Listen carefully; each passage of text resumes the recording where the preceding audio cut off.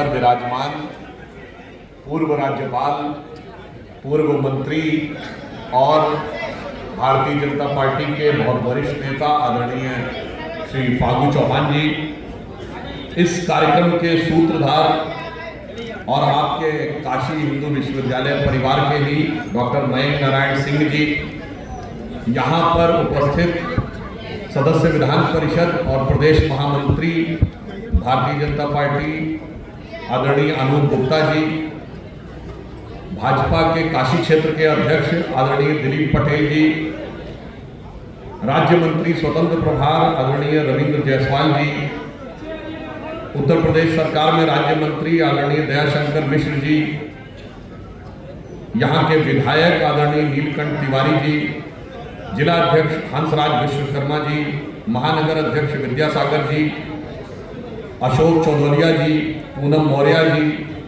और इस सभागार में उपस्थित सभी सम्मानित बहनों भाइयों और अमृत काल में भारत की पताका को विश्व में लहराने के लिए उद्यत खड़ी हुई यह युवा शक्ति,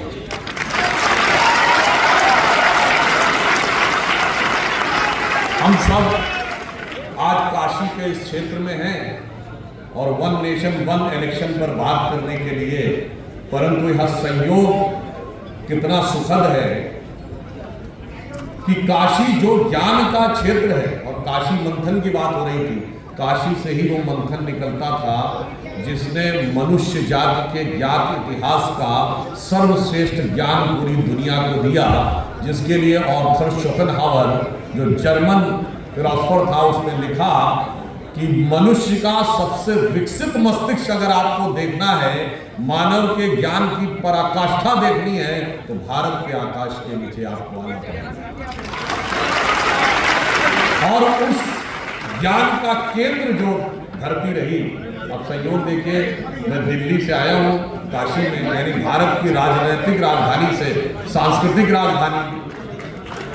दूसरा संयोग ये है कि मैं रहने वाला लखनऊ का हूँ, यानी अटल जी की कर्म भूमि से मोदी जी की कर्म भूमि में आने का अवसर। अब उससे भी और बड़े दिव्य संयोग ये हैं कि महाकुंभ अभी अभी समाप्त हुआ है और कल ही हमने महाशिवरात्रि का पर्व देखा है। जितने लोगों ने, अभी मयंक जी बता रहे थे कि 97 करोड़ वोटर थे, जितने लोगों ने मतदान किया था उससे अधिक लोगों ने कुंभ में स्नान करके दिखाया। ये भी दर्शाता है कि भारत के अंदर की जीवंतता, भारत का वास्तविक जो बल है, भारत की वास्तविक ऊर्जा कहां पर अवस्थित है। और ये इतना बड़ा अवसर था कि ह्यूमन हिस्ट्री के डॉक्यूमेंटेड इतिहास में आज तक कभी इतना बड़ा जन समायोजन नहीं हुआ। और मजे की बात समझिए, किसी ने बुलाया नहीं, कोई फिल्म स्टार हो, कोई बड़े से बड़ा नेता हो, उसके लिए लोग इतना नहीं आते, अपने आप आए, खुद को कष्ट डालने के लिए आए, खाने पीने मौज करने के लिए नहीं आए। यह दर्शाता है कि पहले भारत को समझिए, नेशन को, और फिर इलेक्शन को समझिए। हमारा नेशन क्या है, कुंभ में जाके देखा होगा, वैसे आप सब लोग प्रबुद्ध हैं। वेस्ट में जो थॉट प्रोसेस है ना मनुष्य के बारे में, वो कहता है मनुष्य जीवन में क्या प्राप्त करना चाहता है, तो एक मार्क्स का थॉट प्रोसेस कहता सब कुछ पैसा, एक बार पैसा संसाधन मिल जाए तो जिंदगी में खुशी खुशी। दूसरा फ्रॉइड का वो कहता नहीं, शारीरिक सुख मिल जाए वो जिंदगी में सबसे बड़ा। और एक कोई फ्रेंच फिलोसोफर थे, उनका नाम भूल रहा हूँ, वो कह रहे नहीं, समाज में मेरी कीर्ति हो जाए, फेमस हो जाऊं तो बहुत बड़ा है। परंतु हमारे यहाँ देखिए, इसको बड़े सहज रूप में कहा गया है, 3 चीजें होती हैं जो व्यक्ति को संसार में बहुत मोटिवेट करने की कोशिश करती है, जिसके पीछे व्यक्ति भागता है, कंचन, कामनी और कीर्ति। यही तो वो 3 चीजें हैं जो वेस्टर्न फिलोसोफर्स बता रहे हैं। मगर वो जब आकर देखते थे हमारे नागा साधुओं को, तो वो चौंक जाते थे। इन्हें न पैसा चाहिए, न शारीरिक सुख चाहिए, न प्रसिद्धि चाहिए। और ये किस परंपरा से है? जिस जमाने में हम दुनिया की सबसे बड़ी इकोनॉमी होते थे, 35 से 40% ग्लोबल जीडीपी हमारा होता था, उस समय त्याग का ये आदर्श। अगर यहाँ 73 देशों के लोग आए और कई लाख लोग आए विदेश से, तो मुझे लगता है वो यहाँ की धरती पे, अभी जब कल यहाँ पर शिवरात्रि का पर्व था तो आपने देखा होगा बहुत से अखाड़े के सन्यासी यहाँ पर भी आए। तो मुझे लगता है भस्म रमाए हुए साधुओं को देखिए और पश्चिम को देखिए तो मुझे एक पंक्ति याद आती है कि वो सुख खोजे भौतिकता में, वो सुख खोजे भौतिकता में, मदिरा और मांस की बोटी में, ये भस्म रमाए अपने तन पर खुश हैं सिर्फ लंगोटी।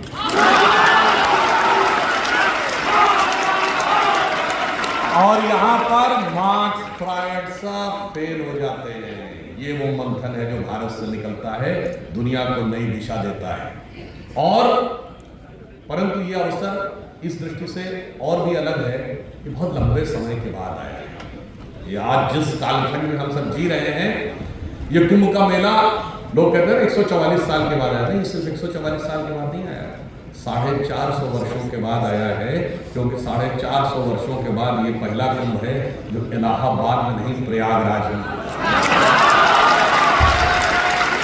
ये 450 साल के बाद का पहला कुंभ है जो अक्षयवट किले की दीवार में बंद नहीं है, वो खुला स्वतंत्र है, कोई भी जाकर वहां श्रद्धा से सर झुका सकता है। ये 500 साल के बाद का पहला कुंभ है जब भगवान श्री राम लला विराजमान पूर्ण प्रतिष्ठा के साथ मंदिर में स्थापित हैं और अब जिले का नाम फैजाबाद नहीं, अयोध्या है।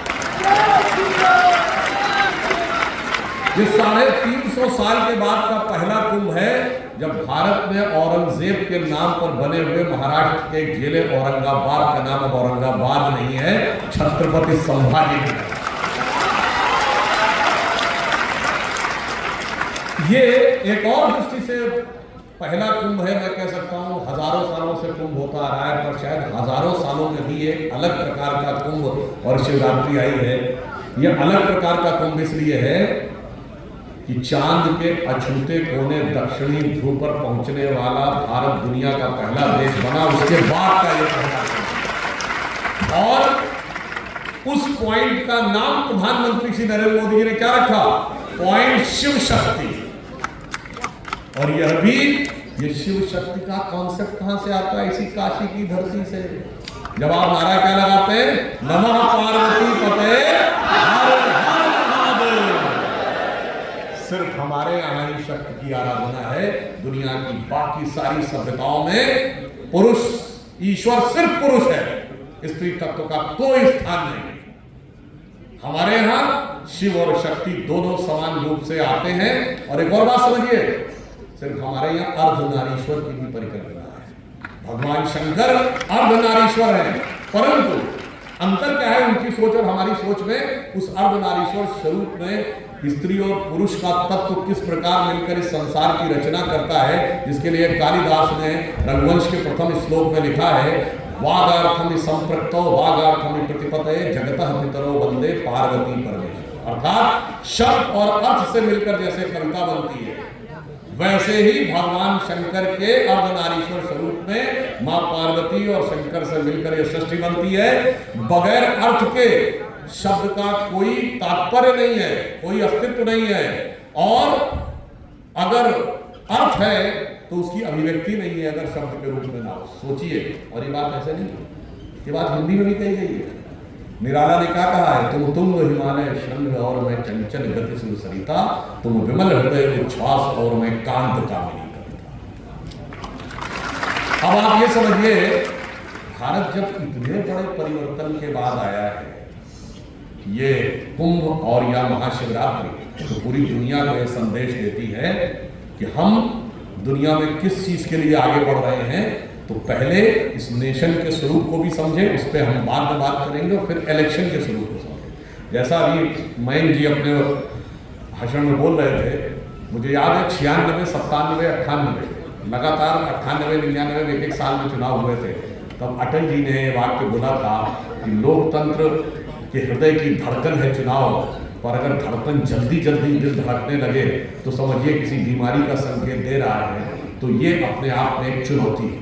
दूसरा, मैं अपना उदाहरण बताता हूँ, टीवी पे डिबेट करते हैं तो जैसे ही कोई हमारी सरकार ने निर्णय दिया, ये तो चुनाव को ध्यान में रख के किया गया है, तो मैंने एक दो बार एंकर से पूछा, मैंने कहा ठीक है भाई, तो आप ऐसा कोई 6 महीना बता दें जिसमें चुनाव नहीं होता।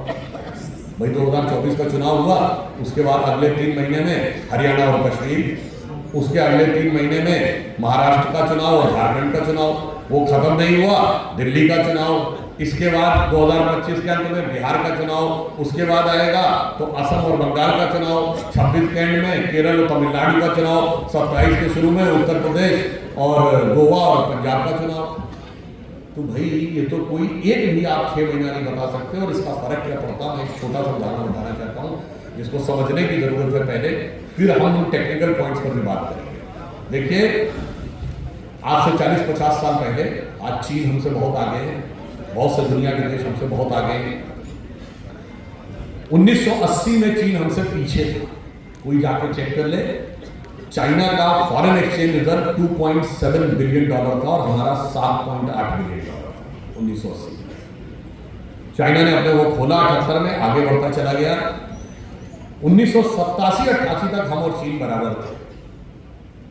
फिर 1989 से 2014 के बीच में क्या हुआ, चीन हमसे बहुत आगे निकल गया। उसमें एक बहुत बड़ा कारण ये था कि 89 से 2014 के बीच में भारत में अस्थिर सरकारों का दौर रहा, गठबंधन की सरकारों का दौर रहा, सही कड़े निर्णय नहीं लिए जा सके और अनेक प्रकार की बाध्यताओं के बीच में निर्णय होते थे। अनेक बार सरकारें एक साल में गिर गई।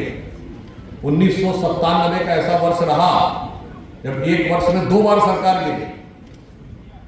पहले देवेगौड़ा जी प्रधानमंत्री थे, फिर गुजरात जी प्रधानमंत्री बने और वो भी 97 में समाप्त होते होते चले गए। तो एक बहुत बड़ा कारण था जिसने विकास के उस आधार को बाधित करने का काम किया। 2014 के बाद स्थिर सरकार आई, स्पष्ट बहुमत की सरकार आई, मजबूत सरकार आई, तो उसके बाद कुछ बड़े निर्णय लेने शुरू किए गए और अब जाके हम विकास में आगे आने शुरू हुए। तो one man one nation one election पे अगर हम बात करें तो इसके 3-4 जाएगा। पहला तो है टेक्निकल, संवैधानिक विषय। दूसरा पक्ष है प्रशासनिक और वित्तीय विभाग, और तीसरा है इसका राजनीतिक प्रभाव, और चौथा है इसका सामाजिक प्रभाव। अब पहले संवैधानिक दृष्टि से देखें। भाई जो लोग ये कहते हैं कि वन नेशन वन इलेक्शन संवैधानिक दृष्टि से अनुचित है, तो वो हमारे संविधान निर्माताओं का मजाक नहीं उड़ा रहे। जब इस देश में संविधान बना और संविधान के तहत पहला चुनाव हुआ तो संविधान निर्माताओं ने तय किया था ना कि सारे चुनाव एक साथ होंगे। तो जो कोई ये कहता है कि साहब सारे चुनाव एक साथ नहीं होने चाहिए, तो वो संविधान सभा के द्वारा लिए गए निर्णय, संविधान सभा के मंतव्य का सीधे सीधे मजाक उड़ा। और मजे की बात है, कहे कौन लोग रहे। 1952 से 67 तक चुनाव लगभग साथ होते थे। उसके बाद गड़बड़ क्या हुई, 68-69 में अंतरात्मा की आवाज चल रही। आप सबको याद हो, भारत के इतिहास का इकलौता उदाहरण है, आरोप लगाते हैं लोग कि दूसरे दलों की सरकारें गिरा दी गई, अपनी पार्टी के ऑफिशियल कैंडिडेट को हरवाने का काम यदि किसी पार्टी में हुआ तो 1968-67 की बात, 69 की शायद बात है, जब नीलम संजीव रेड्डी जी कांग्रेस के ऑफिशियल राष्ट्रपति पद के उम्मीदवार थे। श्रीमती इंदिरा गांधी जी प्रधानमंत्री थी और उन्होंने अपनी पार्टी के राष्ट्रपति के आधिकारिक उम्मीदवार के खिलाफ अपनी पार्टी के सांसदों से कहा कि अंतरात्मा की आवाज पर वोट दो और अपने कैंडिडेट को हरवा दिया। उसके बाद अनेक राज्य सरकारें गिर गई। फिर अंतरात्मा की आवाज ऐसी जगनी शुरू हुई कि धड़ाधड़ सरकारें गिरती नहीं। फिर कोई इधर पार्टी से छोड़ के दूसरे में जाता था, दूसरे से छोड़ के तीसरे में चला जाता था और सरकारें अस्थिर होने का दौर शुरू हो गया, जिसको आप आया राम गया राम को कहते थे, वो विषय शुरू हो गया। आखिर में स्थिति आई कि 80 के दशक में दल बदल विरोधी विधेयक लाना था, जिसमें 1/3 का प्रावधान। उसके बाद भी चीजें रुकी नहीं, तो फिर ये स्थिति आई कि अटल जी की सरकार में और कड़ा दल बदल विरोधी विधेयक है। और फिर सिर्फ इतना ही नहीं था, आपको यदि सब लोगों को अगर ध्यान हो, धारा 356 का उपयोग कितनी बार हुआ है, बड़ी बात नहीं है। धारा 356 के थ्रू अपनी पार्टी की सरकार बर्खास्त करने का उदाहरण सबसे पहले नेहरू जी के जमाने में पंजाब की कांग्रेस सरकार, नेहरू जी की सरकार ने बर्खास्त। अब उसके बाद जब राज्य विधानसभाएं भंग होनी शुरू होंगी, सोचिए संविधान के ऊपर प्रश्न करने वाले लोगों का स्वयं का आचरण देखिए। ये तो आप कहेंगे चलो बहुत पुरानी बात हो गई, 52 की, अब लेटेस्ट बताता हूँ आपको। 2019 का लोकसभा चुनाव हुआ था, पिछले से पिछले वाला। जिसमें कांग्रेस पार्टी ने अपने मैनिफेस्टो में कहा था कि वो सेडेशन का लॉ यानी देशद्रोह के कानून को समाप्त कर दें। मगर 2019 के बाद यदि पहली सरकार कोई किसी राज्य की थी जिसने देशद्रोह के कानून को यूज किया तो जानते कौन सरकार थी? राजस्थान की कांग्रेस की सरकार। पर वो देशद्रोह का कानून किसके खिलाफ लगाया गया? किसी अपराधी आतंकवादी के विरुद्ध नहीं, वो जोधपुर में सरपंच से जुदा वाले के लिए नहीं, विधायकों के विरुद्ध। किन विधायकों के विरुद्ध? विपक्षी दल के विधायकों के विरुद्ध नहीं, अपनी पार्टी के जो दूसरे गुट के विधायक थे उनके खिलाफ हुआ। ये उन्होंने कानून का प्रयोग किया। ये दर्शाता है कि लोकतंत्र के प्रति कहते क्या हैं और अंदर से क्या रहते हैं, यह बात साफ दिखाई पड़ती है। अब आप आइए और भी जो टेक्निकल पॉइंट पे कोई कहे साहब ऐसे कैसे हो जाएगा, बीच में अगर सरकार भंग हो जाएगी तो क्या होगा, तो मैं आज बताना चाहता हूं आज भी ये व्यवस्था है। एमएलए एमपी जो बनता है, यदि किसी कारणवश वह सीट रिक्त हो जाए, कोई एमएलए एमपी इस्तीफा दे दे या उसकी मृत्यु हो जाए, तो जो एमएलए एमपी सेलेक्ट होता है वो शेष कार्यकाल के लिए, ऐसा तो नहीं कहता भाई मेरा 5 साल अब शुरू हो गया, अब तो मैं 5 साल रहूंगा, ऐसा नहीं होगा। आप उस बचे हुए कार्यकाल के लिए रहेंगे। मैं स्वयं बताता हूं, मुझे जो पहली बार मेरा 2019 में राज्यसभा हुआ तो श्री अरुण जेटली जी के स्वर्गीय होने के बाद वो सीट रिक्त थी, तो बचे 4 साल से मुझे 40 साल मिले। तो ऐसा नहीं कि ये व्यवस्था संवैधानिक दृष्टि से देश में है, नहीं, व्यवस्था भी है संवैधानिक दृष्टि से, उसके उदाहरण भी है।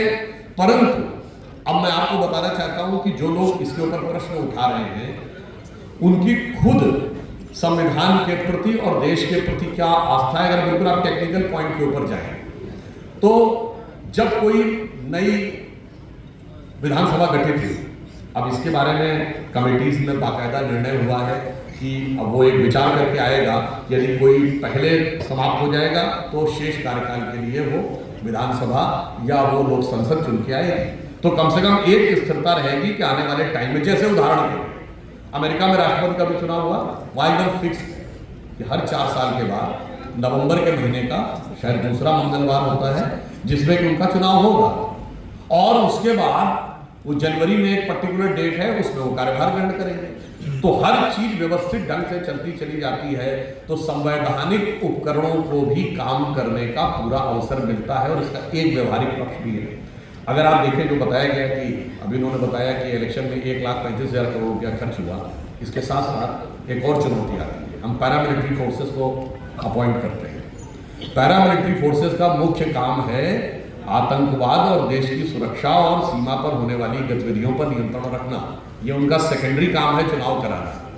अब हर 2-4 महीने के बाद यदि पैरामिलिट्री फोर्सेस का डिप्लॉयमेंट, जो हमारे सरकारी कर्मचारी हैं जिनकी चुनाव में ड्यूटी लगती है, उनके ऊपर जब तक यह दबाव बना रहेगा कि अब होगा 1 साल बाद यहाँ होगा, फिर किसी दूसरे राज्य में होगा, तो केंद्रीय कर्मचारियों को वहां भी जाना पड़ेगा, उस चीज से भी मुक्ति मिलेगी। तीसरा, वोटर टर्नआउट इसलिए बढ़ता है कि यदि आपको ये पता हो कि एक बार जाने पे आप 2 वोट डाल पाएंगे, तो जो लोग उस शहर में नहीं रहते जहां उनका वोट है, तो एक बार यह व्यवस्था की जा सकती है कि उन सारे लोगों को 2 दिन की 3 दिन की छुट्टी मिल सके, या वो ये भी सोच सकते हैं कि मेरी उपयोगिता है, मैं जाकर दोनों वोट डाल के चला। अब जहां पर ऐसा नहीं होता है तो कई बार आपने देखा, और जहां साइमल्टेनियस इलेक्शन हुए वहां के ऊपर ये उदाहरण देखने को मिला है कि वोटर टर्नआउट बढ़ा। अब आता है अगला प्रश्न कि साहब इससे इलेक्शन में प्रभाव पड़ जाएगा, लोकसभा के चुनाव का प्रभाव विधानसभा पे आ जाएगा, परंतु देश की जनता बहुत समझदार है। मैं आपको अभी लेटेस्ट उदाहरण देता हूं 2019 का लोकसभा।